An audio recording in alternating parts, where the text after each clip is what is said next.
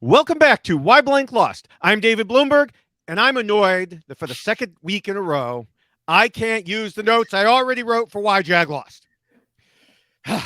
Joining me from a secret location this week is, of course, my co-host, Ovi Kabir. Hey, David, always happy to be here. Crazy week. Yes, I'm in Tennessee, so you can change the scenery. Hopefully, the lighting's a little better. Yeah, I'm throwing my notes away every week. It's Jag is somehow escaping by the skin of his teeth. I said that saying completely wrong, but somehow he has survived once again.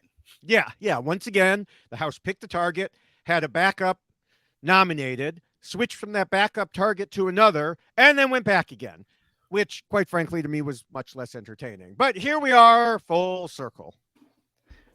Full circle, and for once, I think we've actually had a flip happen because that hasn't been happening yet. Well, no, because it sort of happened, but Cam and Red were the original targets with the idea that if one won veto, the other one would go. I mean, Cam was the pure target, but Red was always the backup. And then they flipped it, and then they flipped it back again. Double flip then. Yeah, so 360. Yeah, but as I've said before, no matter how many times the vote flips before getting to the final result, we're here to address those results. Specifically answering the question of how the player who was evicted each week did in their gameplay compared to a set of guiding rules I originally wrote in 2004 and have modified ever since. We, of course, analyzed them using what we saw on TV, live feeds, interviews, and any other information we can get our hands on. The most recent version of the rule is posted at robhasawebsite.com/bigbrotherrules. Now, before we get to those rules, we usually have some other things to discuss about the week in general. I want to start by following up what I said last week about how Matt, parentheses, Suri, should never have used the power on Jag. And sure enough, Jag proved me right through his actions. He had a momentary flash of understanding when he and Blue discussed how Suri was the center of everything, which would have been bad enough, as it was for saving him. But then he went back into normal Jag mode. He asked too many questions, told too many people too many things, and got himself nominated. I mean, not to spoil what we'll be discussing in a few minutes, but Jag is lucky that Red got himself put back into the target spot. It wasn't like Jag saved himself. Red saved Jag. Yeah, it's unfortunate, honestly, that I think many of us had high hopes that, sometimes you need a blast to kind of in your face to realize your game needs to change in some shape or way. And so many players are not really lucky to get a second chance like that. He went out 10-0. And then it didn't happen anymore. So now he was stuck in the house. So we were hoping maybe he'll listen, reevaluate. But we did see this entire week Jag trying every potential way to mess up his game, very publicly. Yes. Now, while Jag is still floundering along, another player has joined him. Felicia has really been pissing off her allies in a number of different ways, from social to strategic. It's gotten bad enough that Suri has been planting anti-Felicia seeds around the house like all week in preparation for a time when they have to turn on her, such as by telling Corey this past week that Felicia already set the time for his eviction and that Felicia even threw dirt on Suri herself. The nerve.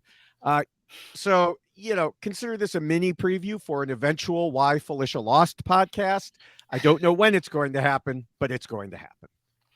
And I'm very sad because if you caught our episode where we did the rankings per player, you would have seen that both David and I actually rated Felicia pretty high in different categories where we're like, wait, she's managing her threat level very well. And unfortunately, this season, and I think in hindsight, when I think of Big Brother 23, I am impressed that somehow the players were able to keep certain players for so long without getting mad at them. They got mad at them, but kept them in there. They kept the game. I mean, because Derek F would have gone out way earlier if they let their emotions control how they wanted to vote. Yeah.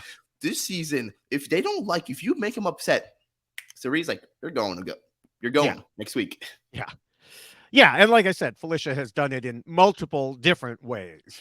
She's managed to not only annoy people socially, like complaining about bedtimes and stuff, but strategically just throwing name after name after name out there. So And I'm pretty sure that I rated her super high for, not throwing name after name after name. And then she went and proved me wrong. Thanks, Felicia. Now, one thing I will quickly say on that one, I think one cue it is for players in the house to see other players is that when you are complaining a lot about little things, when you're throwing at names, it's a clear sight that you feel so confident that you're in a good position in the game. Because when you feel like you're not in a good position in the game, you're really just not complaining about the little things. You're sucking it up. You're trying to figure out how to make it work because you don't want to disturb the piece. But when you're in a power position, people can see that even more so. So she really took it overboard in the sense that maybe she just should play it a little low versus I think a lot of the players was like, Felicia's in the steering wheel. She's driving this car, even though she really isn't, but she's acting like it. Right, right.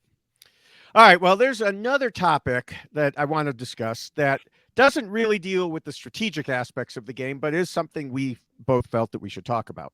And that's Jared use of the R word slur against America.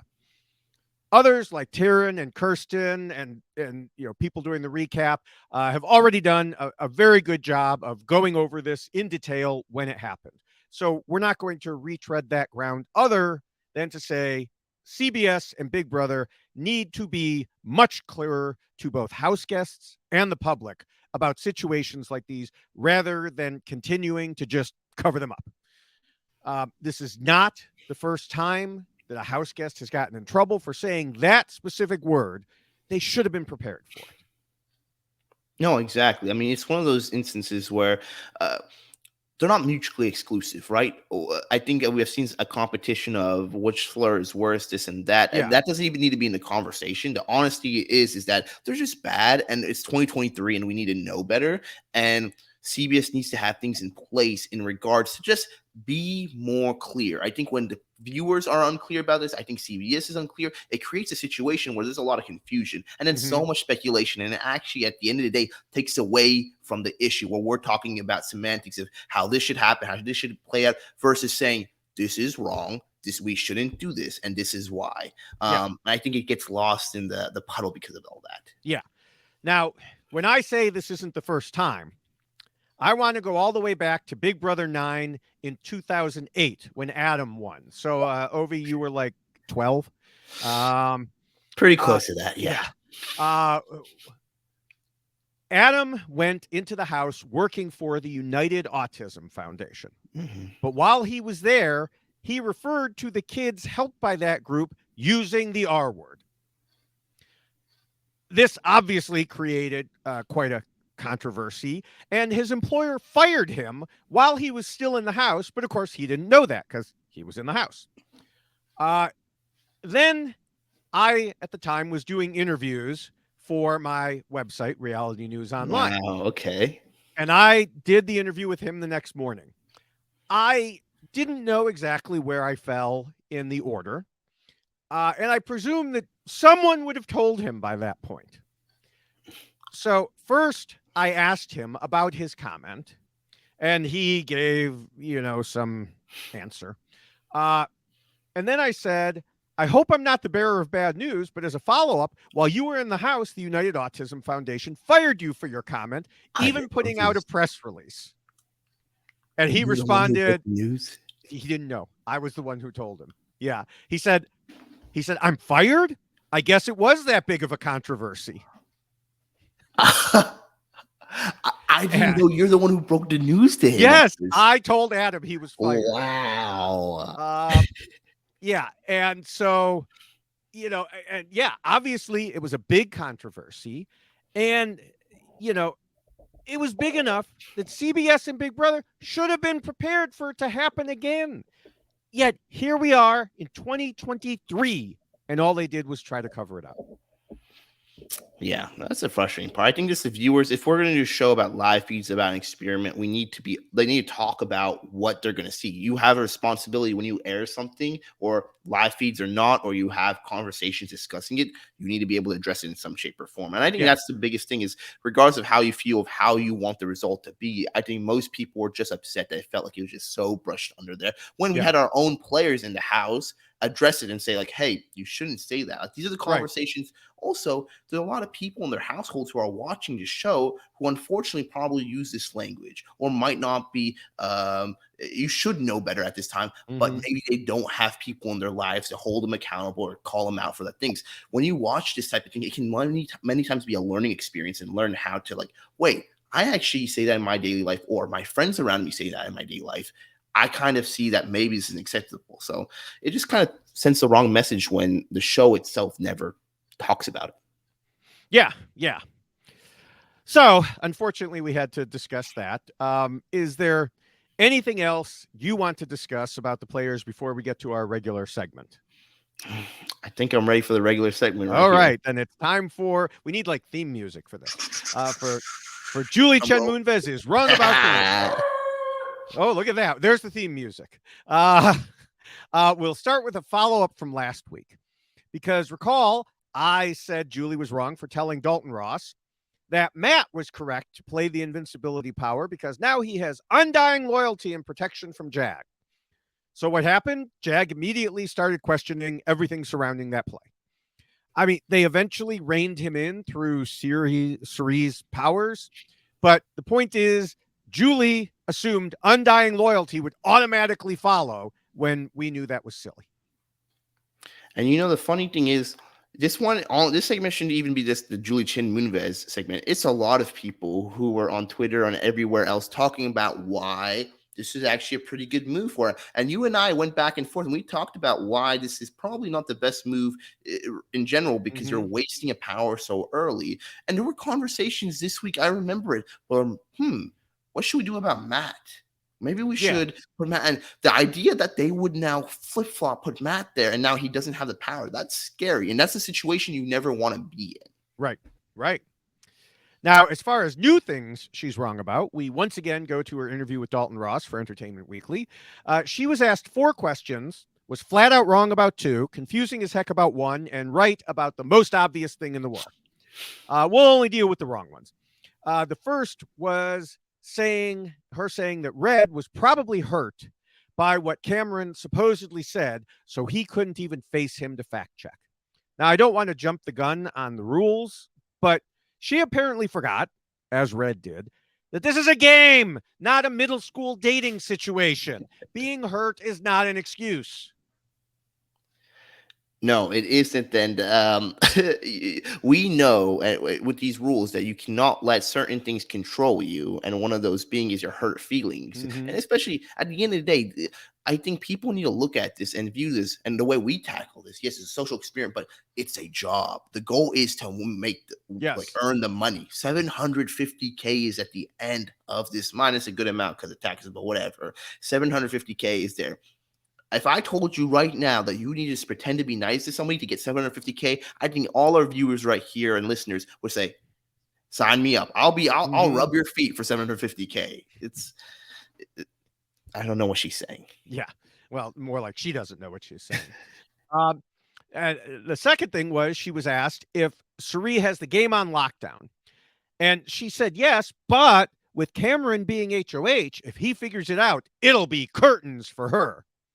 Now, we don't spoil anything that happens after the Sunday or the Thursday episode. So without spoiling anything about his nominations either way, Julie is completely ignoring how insulated Cerie is.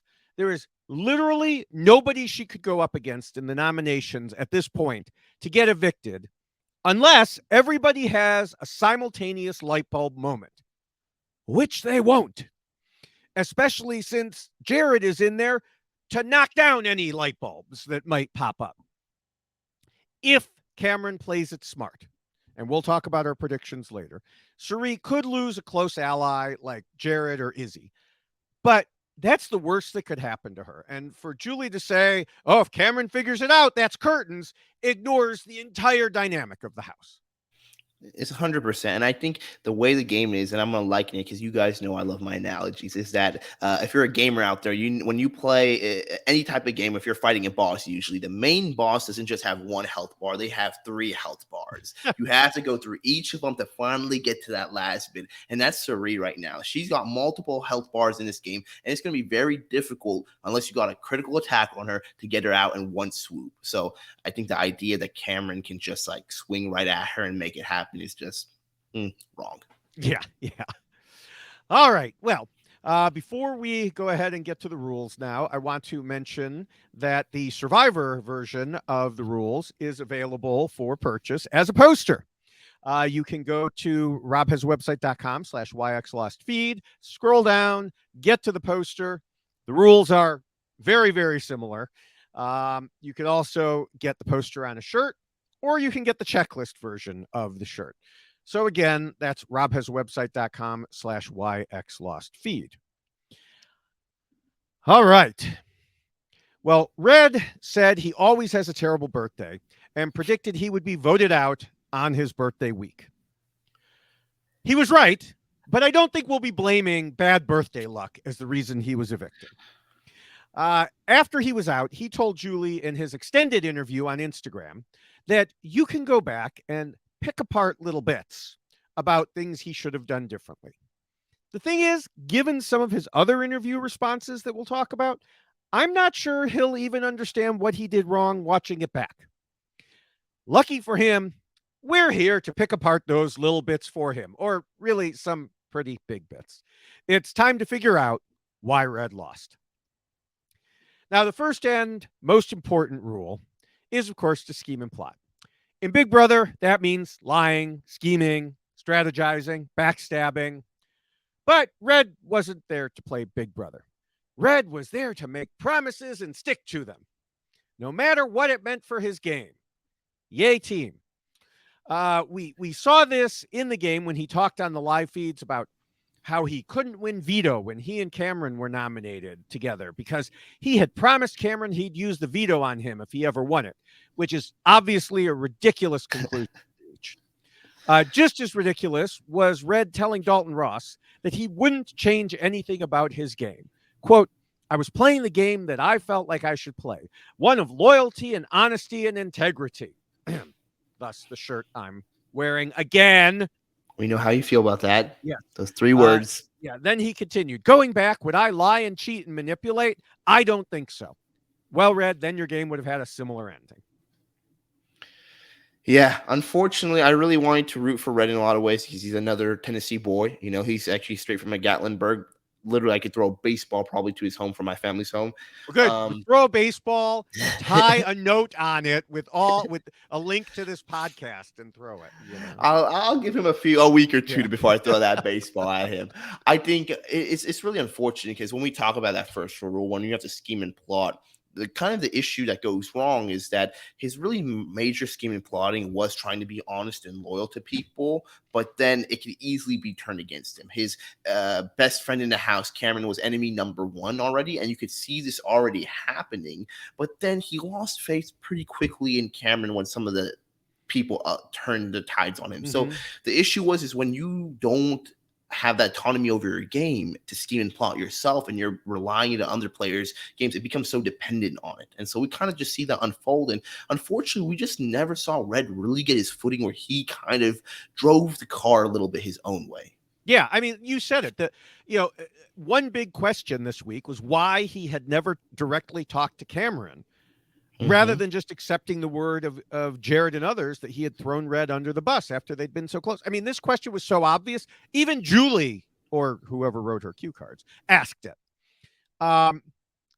He told Dalton, I'm getting the gist that it probably wasn't exactly how I thought it was now due to my honesty and loyalty.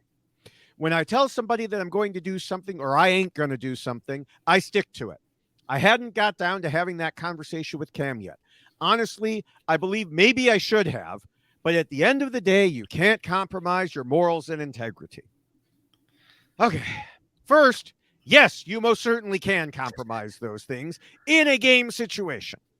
Second, you may wonder how does fact checking have anything to do with compromising your integrity?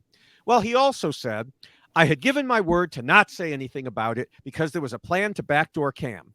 And if he had said the things that he had said, I was on board with that plan. So basically, Red was good with the plan because others had told him Cameron had said something, but he wasn't allowed to make sure Cameron had actually said it because he promised those telling him that he wouldn't say anything. I'm sorry, this sounds harsh. It made Red the perfect dupe. It's tough too. And I think one thing people need to realize in game setting and the real world setting, honesty and loyalty should not come without some effort from one end. It needs to be earned. It's not just a given. And What did Ronald Reagan say? Trust but verify. Yeah, trust but verify. Yeah, I love my good old Reagan quotes right there.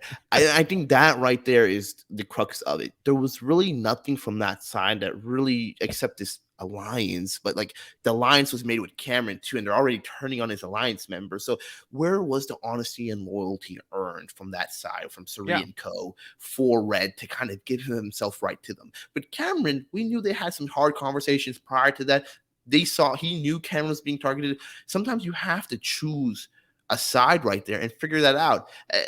You chose a person who could only win competitions there. And so I think there was magic to be done. And more than anything, you're in a position where one of you gets off the block, one of you win the veto. This is a situation now for Red. He schemes and plots. You try to make action against Jag, but the thing was people surrounding him telling him, oh, we're going to do Jag, versus him saying, let's get Jag. Yeah. Now, one weird thing about this whole honesty, integrity, loyalty pitch is that when Mike Bloom asked him a related question about the situation, he acknowledged, as far as Big Brother goes, that's good gameplay. It was some next level of deceit, honestly. I'm hearing this as I'm reading this. I'm hearing it in Red's voice. I'm trying not to do an impression because it won't be good. But then he continued, and pitting two friends against each other out in the real world, I would definitely look at something like that negatively. But obviously, Big Brother is not the real world. So as far as gameplay, you have to applaud such things and give credit where credit's due in that sense. So he knows there is a difference between the real world and the gameplay world of Big Brother. But he still wouldn't have changed it to actually, play Big Brother. It's completely frustrating that I think it's harder when players see what's happening in front of them, know what's happening, but because of certain situations they impose on themselves, certain rules they impose on themselves, they don't want to play the game. And here's the reality of it. This isn't a situation I feel like, if anything, I feel like he was less loyal and honest in the game because he cut Cameron out so quickly without verifying. He turned on his one ally when he just gave his trust and loyalty to a group who didn't have trust and loyalty to him already. And regardless, if they did, where does that honesty and loyalty come when he breaks it with Cameron with no verification? Well, in his mind, Cameron had broken it first. And in this situation, Jared and company just flat outplayed him. Yeah. But this wasn't the only time he was outplayed strategically, because Jared's mom had Red literally worshiping at her feet. And a couple weeks ago, he told Cameron that he knew without a doubt that he and Suri were tight. He told Izzy about his connection to Suri and even suggested he'd go home before turning on her, which I guess was true. He noted to Suri that he told Cameron he wouldn't be a part of taking a shot at her. And now, obviously, we're starting to nudge into Rule 4 territory here, but it's a symptom of just how badly he was outplayed. Like you said, he believed this group instead of Cameron. Yeah, exactly. It's tough, but I guess on the flip side of this, going to Rule 2, David, if you feel that we've come. I've still got more. Okay, then finish your Rule 1, because my next thought's on Rule 2, so I don't want to overskip. So this, we have to remember that the Legend 25 Alliance was created specifically to control Cameron and Red. And nobody else other than Bowie Jane thought of it as at all real. But Red was convinced of it. The funny thing was, when he had a glimmer of a correct idea, he still headed in the wrong direction. And that was when he told Cameron he believed there was a smaller alliance within Legend 25. Now, a good player would have been like, there's a sub-alliance within our alliance, and we're not part of it. We need to do something about that. Not Red. His solution was for the two of them to get into the smaller alliance, which, of course, makes zero sense, because if you add yourselves to the smaller alliance, you're basically back to Legend 25 again. So as Nicole would say, the math ain't mathin'. The math was not mathing there. He has, I don't know if you've heard this familiar saying. Hannah likes to say it a lot. It's girl math, all right? It's like adding something up, it doesn't work there. But this wasn't girl math. This was red math. There was something he added in here, because I think this is the frustrating part. Like you said, there's all the components in there, and this is not a player who is not willfully seeing it. He sees what's going on, and he decides to still believe the other side of things. Like, you see it right in your face. And when players are like, I think that's the reality of it, when he honestly was saying, I wouldn't change a single thing, because he could have changed something. He was already watching his game get doomed, because he's like, oh, these people have their own alliance.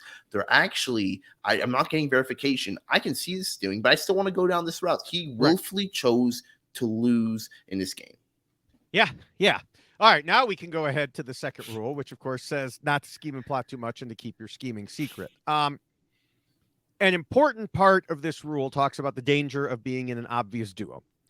Red was so obviously obvious that it made him and Cameron a target time and time again. And he only stopped being a target when they broke up, thanks to being outplayed, like we discussed a moment ago. So him being outplayed would have saved him if he hadn't been so gung-ho to get back together with his ex by using the person who outplayed him to mediate, which gave the core alliance the information they needed to know that the duo could eventually reconcile. And again, it goes back to Red talking to Jared instead of going directly to Cameron, thus unnecessarily handing over information. And I think continually, too, he kept going on talking about, we see how, like you mentioned in Rule 1, but how close he is to Felicia, how close he is to Mama C. Like, he would continually let other players know. Essentially, he would lay his game down for someone like that. For other players, too, there's like Izzy. There's no incentive to keep Red around here, because you want to be as close as your number one you can be. You don't want to be too many buffers there. So players knowing that he's willing to do that, it doesn't help them. America and Corey, that just gives them more firepower, because they want to get rid of people who stand in the way to take a shot at her. So when he's talking about this inadvertently, he's over scheming. He's telling people these thoughts he has in the head, or he could just keep that to himself, or he could keep that between him and Sari, or him and Cameron. Yeah. To go directly. Yeah, exactly. Yeah. All right. Well, we can move to the third rule, which talks about the need to be flexible. And there are many ways Red broke this rule. The main one goes back to the first rule and the whole honesty, loyalty, integrity shtick. If you're not willing to lie in Big Brother, you're being inflexible and not actually playing Big Brother. 100%. Sorry, Mo is having a field day outside there. You can't. You have that. I think that's a thing. You come in a game and they ask you that during casting. What are you going to do? And sometimes they cast people for they won't do that. Some people, but usually when you're playing a game like this, your number one thing you have to do is be flexible. And I think, David, you always talk about this, is some players come into the game like Haisam with a plan, all right? And if you say so rigid to the plan, it doesn't matter how good that plan is, it's going to get things thrown at you. Yeah. Now, another way that he was sticking to a plan and violating this rule also violated rules of common decency in the way he behaved towards certain women, most notably America. He claimed in all his interviews that there wasn't anything personal in his, frankly, personal attacks on her. But even if for the purpose of this discussion, we say he never meant anything personal by it, let's just put that out there. It was still dumb from a game perspective, because Red commented to Suri that he told America on day one he couldn't be hanging around pretty girls there. Now, this is stupid on so many levels. But again, even just restricting it to the game, it means he cut down on his own flexibility because he wouldn't work with some of the other house guests. I mean, even Red himself admitted in his interview with Sharon Tharp that it limited him. Then why did you do it? Yeah, it's strange because there was no game reason to do this. And I think that's the frustrating part, that really America and Red had probably almost the least amount of interactions than with Bowie Jane, maybe. And I think unfortunately she is on the less of all interactions with all players, mostly, other than maybe Red. And we just see him continually try to not. We're basically, what are we, week 5 now of the game right here, and this is in context about 35 plus days in. At this point, you have not made connections, or you're just already cutting out connections 1/3 of the game in. You're really doing yourself a disservice, and that, like you said, limits your ability to move around the house. And the biggest thing in this game is you really need to flow like a river. And we literally ranked every player in regards to the rules about how they're flexible, how they can play this game. I think we disagreed about that actually part. But we're seeing other players in the game really figure out a way to maneuver. And Red just seems so stagnant, like a pillar, just wouldn't immovable. Yeah, he's the rock in the river. He's the rock. Yeah, the river's going around him. Exactly. He's the thing people are going around. Correct. Yeah. All right. Well, the fourth rule says players should not let their emotions control them. We talked in the first rule about how Suri outplayed Red, and he felt like he was so close to her. And this, of course, resulted in him refusing to even consider that she might go against him. I mean, like, when he came out and there were 2 votes for keeping him, he thought Suri was one of them. At one point, he said, "I trust that woman. I love that woman as much as my mother. I don't know why, but her and I had a connection since day one. There's nobody in this house I trust more than her. Maybe Cam." And obviously, that didn't end up being the case. It speaks to Suri's incredible powers, but also to Red's incredible ability and willingness to be conned. Where do you feel it falls when you say that it's Suri's incredible powers versus Red's disposition to his emotional feelings? Do you feel like Suri was able to mist him so well that it caused this, or do you feel like it was Red's ability to just kind of lose his game in this situation? I think that if this were like a real world scam, okay, then Suri is the perfect criminal and Red is the perfect victim. That's a good analogy right there.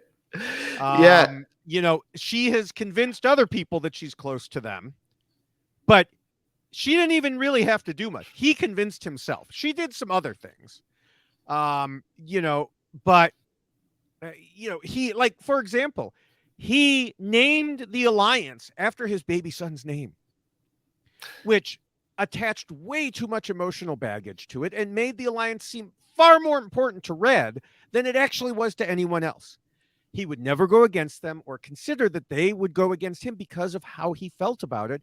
And then this is where the Suri part comes in, just as kind of the cherry on top. She told Red that that alliance was so meaningful, she would get a tattoo of it. And the sad thing is too, in the beginning of this week, I almost felt like the emotional side of like Red was gonna get him through the week, because they felt so guilty that he's like, everything bad happens on my birthday. But I think what we saw is actually, this is a good example this whole week, is that we saw a distinct separation of players from their emotional feelings to what they perceived as a logical, reasonable choice, which I think we'll talk about in a bit. But is that they felt bad about voting out Red. Initially, like, we can't vote him out then, but then they came to the conclusion, like, sorry about his birthday, but we're just going to give him a bad birthday present once again. Yeah, I think it was the morning after his birthday. Felicia came down, started cleaning up, and goes, "Well, yesterday was his birthday. Now let's get rid of him." You know, words to that effect. Now, Another example of his emotions interfering with rational thought was his response to interview questions about why he and Cameron didn't nominate Izzy after she was visibly upset about Cameron winning HOH. Now, obviously, this was Cameron's decision, but Cameron and Red were, together in it. And Red said it was, quote, to maintain the majority because they had numbers in the House. So, first, you need to be able to take the logical step to realize that if one of your supposed close allies is upset when you win HOH, perhaps you don't actually have the numbers. But the emotional part was that he then added in this interview response that they had, quote, a bit of a tumultuous relationship, but he wanted to fix it, quote, because she was a challenge for me. So it was a personal challenge in my own self to just be a better person. When I come across challenging people, one of my goals is to try to make it easier to deal with them and learn more about those people so I can learn more about how to live a better life honestly.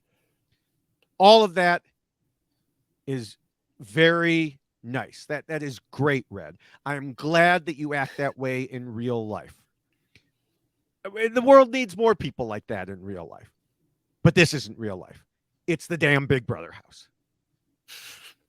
No, it's well said. See, and that's the thing is that I feel like Red, honestly, if he could have found a few more people of his his nature with Cameron, his relationship with that, I think he could have been seen as a great ally. I think people would want to be there, but he was a little too late to get into those groups with those people. Specifically, too, with Izzy there, when you see somebody firing shots in there, when they're a challenge for you in real life, you try to work around it. In Big Brother House, when they're a challenge for you, you need to get rid of them. Yeah. And they had opportunities to do that. And I think we saw this back and forth thing. And I think we saw them try to get out of Cameron. Didn't work. And then Cameron really would just take a missed shot and wouldn't take out them. Then they try to get rid of Cameron. Didn't work. They'd take a missed shot and would not happen. Eventually, it's going to rebound. And it rebounded on Red. Yeah. Yeah, and you mentioned, and this is something that I had thought about discussing in the first rule, but I was like, we could pass it by. It happened a long time ago. But you brought it up that he didn't get in right away with the group. And the reason is, in those early days, he was talking to people and saying, it's too early to scheme. It's too early to strategize. He even had a conversation with Riley, and he was like, it's, you know what? I don't think anybody's making alliances yet. It's just people hanging out with the people they're friendly with. And it's like, and you said it best, he didn't get in with the people he needed to get in with.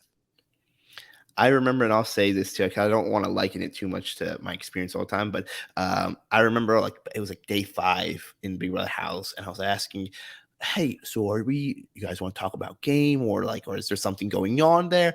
And I remember distinctly certain players telling me I think it's too early. I don't think we're there. And then so I came back to my room like, wow, damn. I am not in these alliances. I am not in the game right now because I know no one tells. If someone asks you to talk game in the first couple of days and you say, no, I don't feel, I'm like, yeah, all right, I've missed a train right here. Let's figure out what we could do. And it's similar to Red. You find a fake alliance, but unfortunately for Red, it didn't work out too well either. Yeah. Well, for the next time when they bring you back, because they're not watching or listening to any of these as I criticize Julie. So when they bring you back, I look forward to it. And then David can definitely go into me for all the rules and say he's broken every rule one by one. Yes. All right.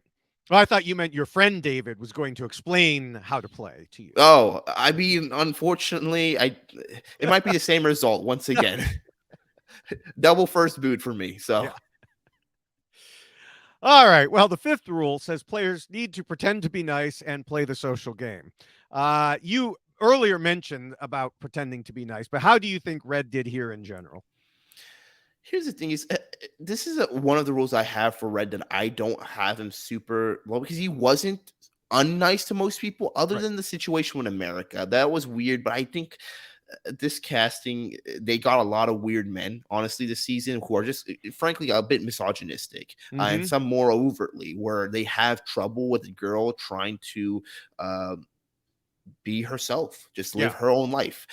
So we saw some weird comments. And again, I don't know if that was because I don't know excuses here, but I don't know if that was from Cameron rubbing onto him or if it was just his nature. Well, I think he came in with that because he didn't want it to, reflect poorly on his wife if he spent any time with a good looking woman.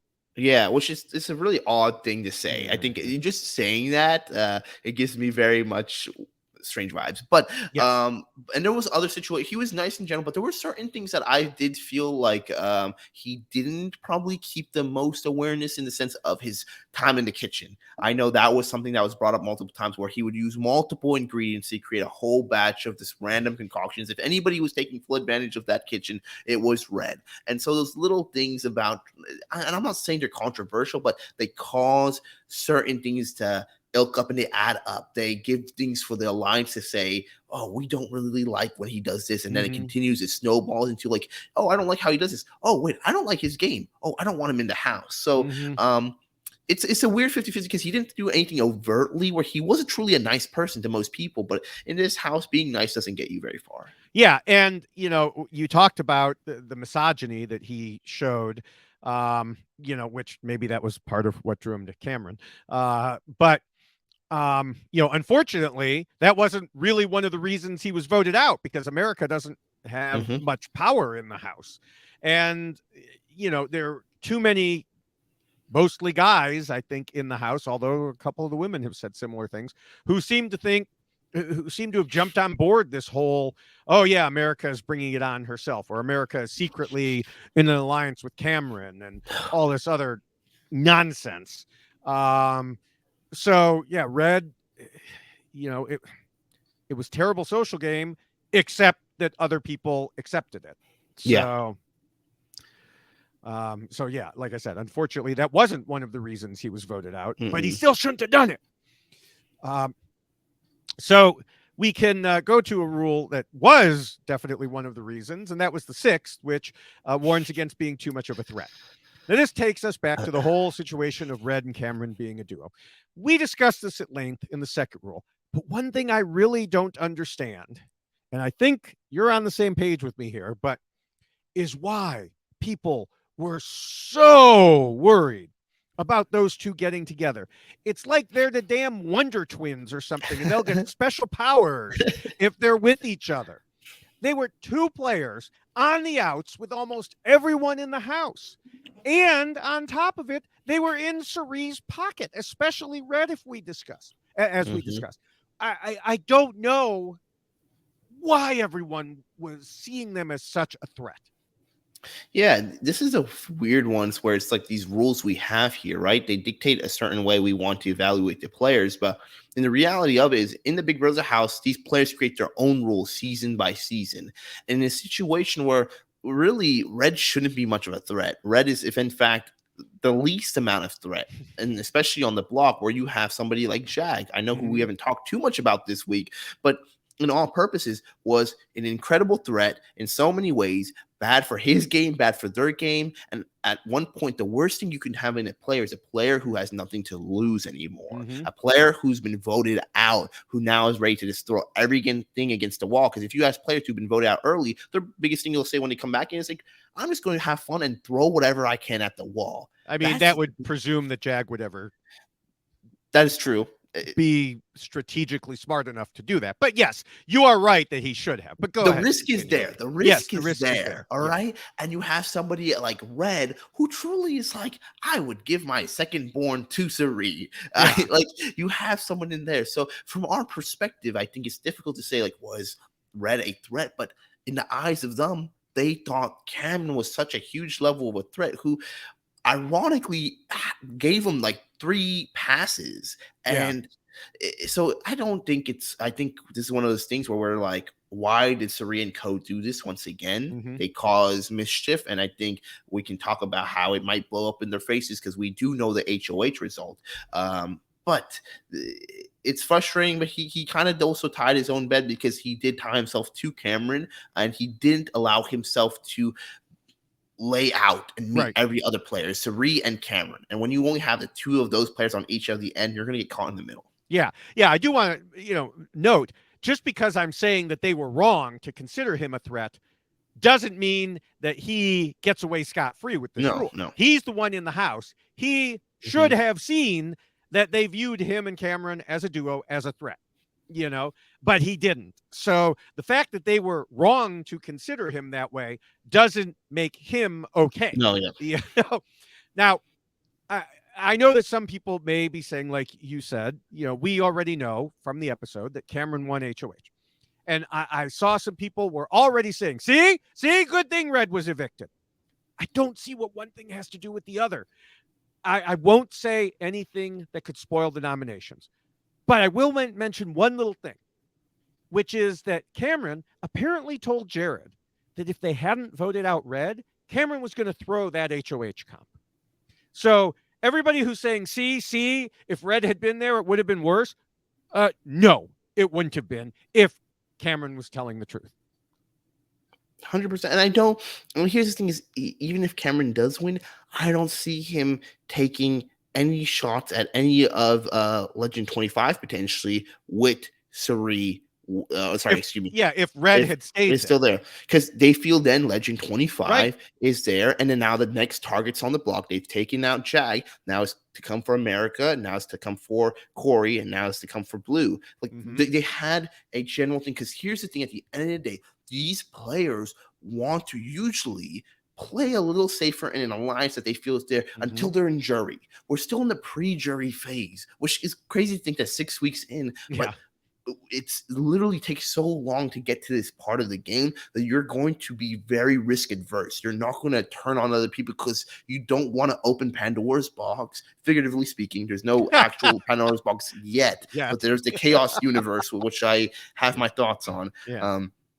You don't take that. So this was a chance for that group of people to prove to Cameron and those people that, hey, you're in our alliance, so let's work together.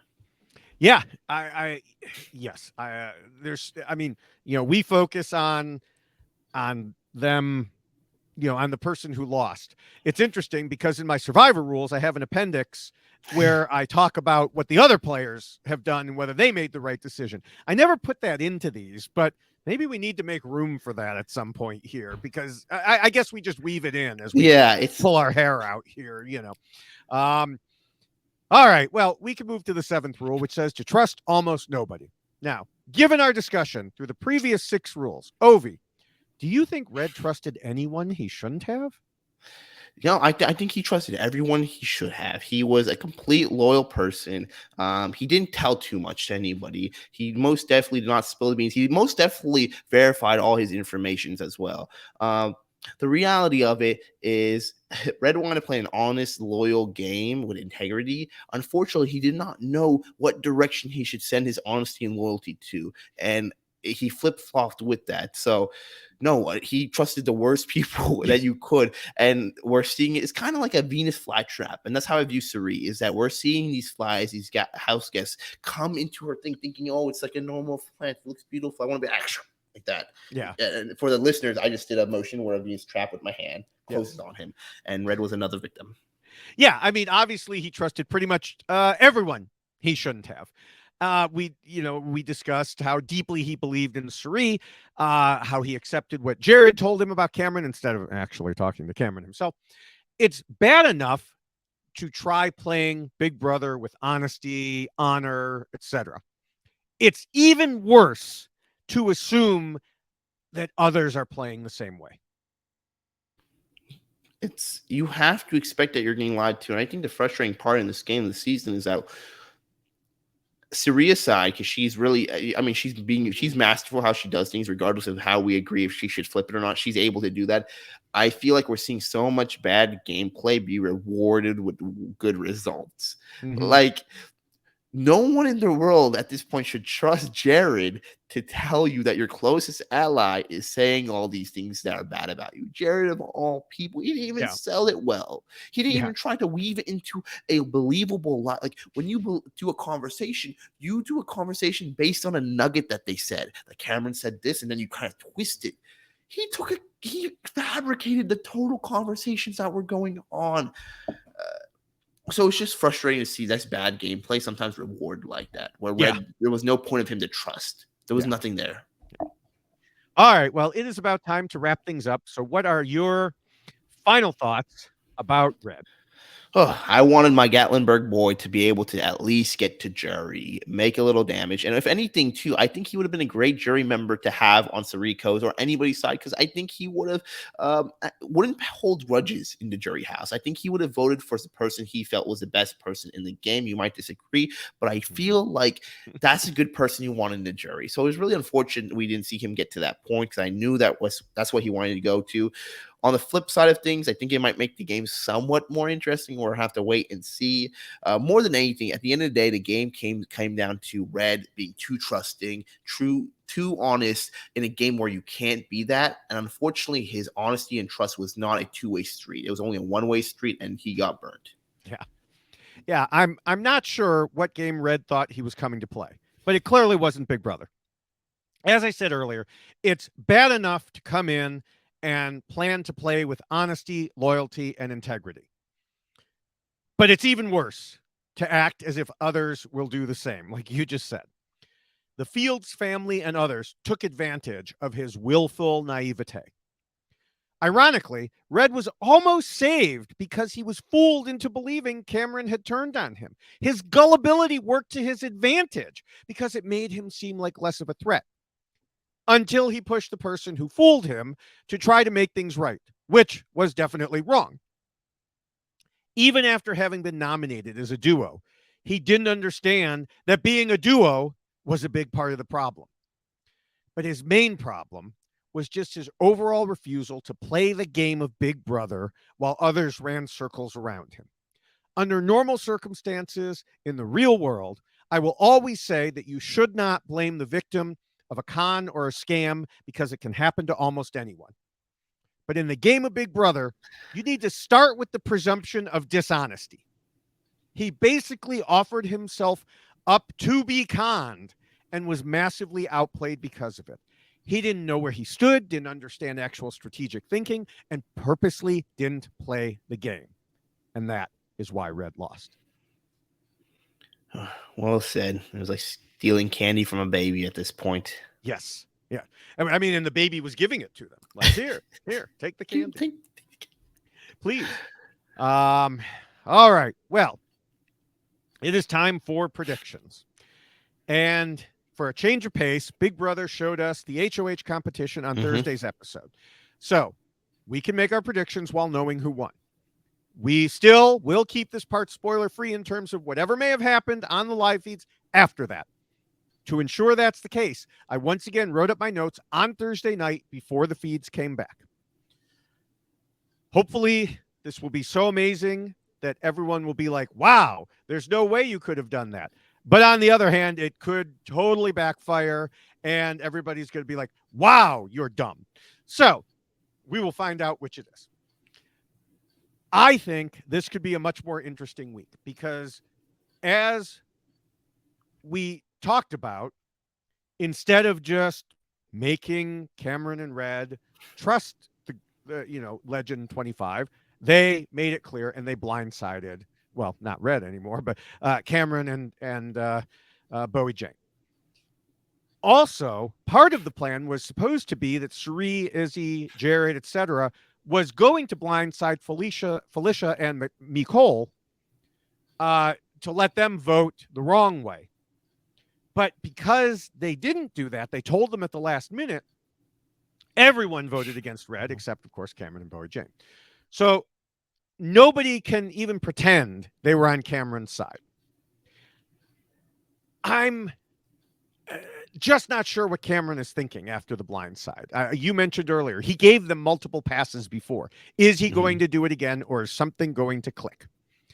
So I'm not sure what he will be thinking after Suri weaves her magical lies into a story that maybe Cameron believes, even though he shouldn't.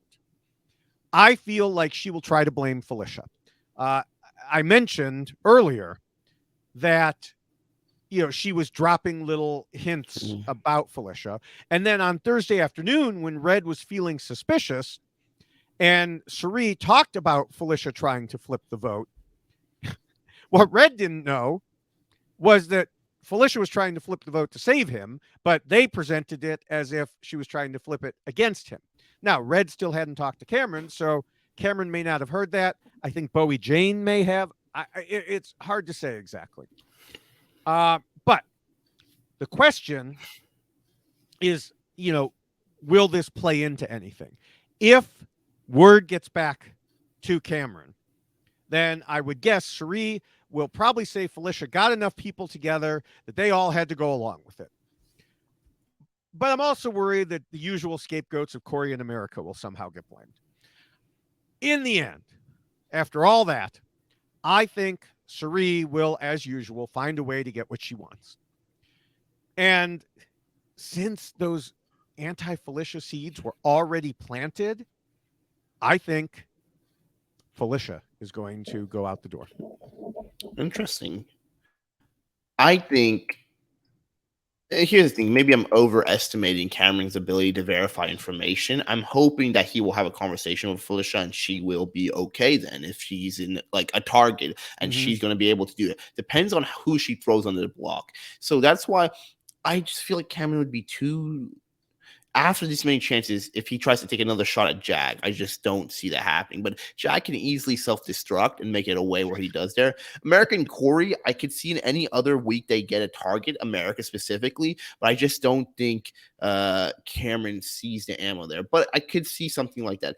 I think the person who could be in trouble for whatever reason will be Nicole or Blue. Because they voted against him. They were part of the controversy there. And I think Cameron, I don't know how much he values getting Felicia out. So I don't think she's going to change the game too much for him. But somebody like Nicole, someone like Blue, who does see has some form of autonomy in the game, I think those are options for him. We could be surprised and he said, I want to get Corey out. So there's really no telling with this cast here, but I do think Cherie has those health bars that there's a good amount of people between her. Jared could be in the line of fire, but I don't think Cameron's going to go after a guy. I think most of the guys are safe. I think he's going to go after a girl. So I'm going to say Nicole. That's what I'm going to say. All right. Well, that was the non-spoiler version of our predictions for anything that has happened after the Thursday episode. You can follow us at various social media sites to find out more of what we're thinking. Yes, we're super active on a number of different social media platforms where we discuss Big Brother and other topics. On Twitter, I'm at the Ovi Kabir. On Instagram, I'm at Ovi Kabir. And on TikTok, I am at Basmati Boy. David is in many more places than me. And if anything, he is actually blowing up on all the social media platforms. So you need to track him down. And you can find him all of his accounts through his link tree at linktree/David Bloomberg. Or you can find him on most text-based social media like Twitter and Blue Sky at David Bloomberg. On video platforms like TikTok, YouTube, and Instagram is at David Bloomberg TV. And as we've said before, because Threads is linked to Instagram, he's also at David Bloomberg TV there as well. Yeah, I on TikTok, YouTube, and Instagram, I've been posting at least 3 videos per week, sometimes 4 or per day. Sorry, not per week, per day. Sometimes 4. And I think I even had a day or 2 of 5 because there was just so much to share. And a lot of these are. Some of these are from the show. Some are from live feeds, things that have happened there. Some are just my thoughts with some music behind them that, there was one, a text one, because TikTok now does a text-based videos too. And there was one about Jag and the music. I used Michael Jackson's I'm Bad as the music behind it because Jag at the time was setting himself up perfectly to get evicted. Now, turned out not to, but doesn't change what was going on. So, yeah, definitely, as we said, follow me there. And, of course, as Survivor is getting ready to start, we will, I will be picking up those as well. And as we wrap up, I want to encourage people to check out our RHAP patron program at robhasawebsite.com/patron. Rob has so many patron-only podcasts for Big Brother that I've truly lost count. So jump on board and support shows like ours and everything on the network by becoming a patron at robhasawebsite.com/patron. Yes, it is truly amusing to see Rob explaining Big Brother to Shannon, in the recap. And Shannon, this week is going to be hysterical because it's all Humiliverse. And, like explaining to Shannon, yes, there was an HOH competition where they had to count the farts, and so, and it's just going to go from there. So, yeah. And again, you can only get that as a patron. You should also make sure you subscribe to all of the regular RHAP podcasts by going to our YX Lost feed or subscribe directly to the Big Brother feed at robhaswebsite.com/bigbrother. You'll find a ton of great content like the daily live feed updates, the stock watch, and more. And of course, as Survivor is coming, if you subscribe to the reality TV RHAP ups or the Survivor page also, you'll be getting all of that as well. And finally, we want to thank Scott St. Pierre and the whole RHAP and reality TV wrap-ups behind the scenes team for all the work they do, editing and posting and everything else. We really appreciate everything you do to get our voices from our microphones to your ears. And more than anything, thank you for everyone watching, listening. We really appreciate it week in and week out. We're getting some crazy weeks coming ahead of us. I think it's going to be incredibly interesting. So please, please, please let us know your thoughts in our comments, whether it's on our social media. We love commenting and talking to y'all about all of this. So let us know what you think should be Cameron's best move, and if you think this week was the best move to get out of red, because I want to know if you disagree or agree with our rules. Yep. So yes, thank you everyone. Thanks to you, Ovi, for coming to us from your secret location, which I guess you divulged at the beginning. Studio Lot 18. Yeah. Next week we will be coming to you again. And then that's also for me when Survivor will start in earnest with a preview podcast at that point. But for now, we will see everyone in a week. Bye.